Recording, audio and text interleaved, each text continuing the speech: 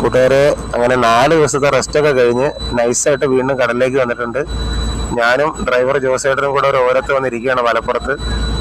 കാര്യം നല്ല വെയിലുണ്ട്. ഏകദേശം 12:45 ഉച്ചവെയിലാണ്. അതുകൊണ്ട് ഒരു രസമില്ല വെയിൽ കൊണ്ട് കഴിഞ്ഞാൽ.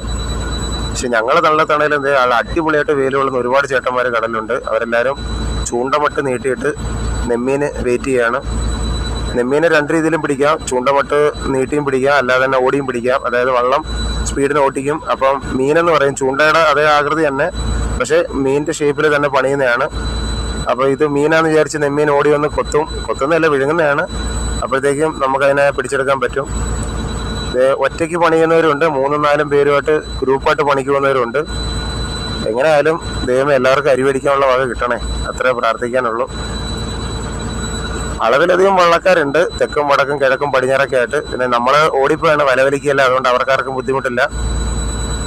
നൈസായിട്ട് ഇത് മട്ട് ഇളക്കി വിടുന്നവരും പിടിച്ചെടുക്കുന്നവരും ഉണ്ട്. ഓരോ ഗ്രൂപ്പായിട്ട് കിടക്കി അവർ ഏകദേശം ഒരു 2-2:30 വാടി ഹാർബറിലേക്ക് എത്തും. ഏറ്റവും കൂടുതൽ ഫ്രഷ് മീൻ കിട്ടുന്നത് അവിടെയാണ്, അതായത് ഐസിടാത്ത മീൻ. കാരണം നീണ്ടകരയിലും ശക്തിമലയിലും ചൂണ്ടക്കാർ അങ്ങനെ കയറാറില്ല. ഏറ്റവും കൂടുതൽ വാടിയിലാണ് വരുന്നത്. അവിടെ നിന്നാണ് ഏറ്റവും കൂടുതൽ ചൂണ്ടപ്പണിക്കാർ പോകുന്നതും.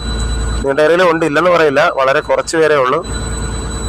ഏറ്റവും കൂടുതൽ കൊല്ലം നമ്മുടെ തങ്കശ്ശേരി ലൈറ്റ് ഹൗസിന് നേരെ വടക്കുവശത്തോട്ട് കാണുന്ന അവിടെ ഉള്ളവരാണ്. അതായത് ജോനാപുരം, പള്ളിത്തോട്ടം, മൂതാക്കര, പോർട്ട് കൊല്ലം, അവിടെ നിന്നൊക്കെയാണ് ഏറ്റവും കൂടുതൽ ചെറിയ ഡിങ്കി വള്ളങ്ങളിൽ പണിക്ക് പോകണം.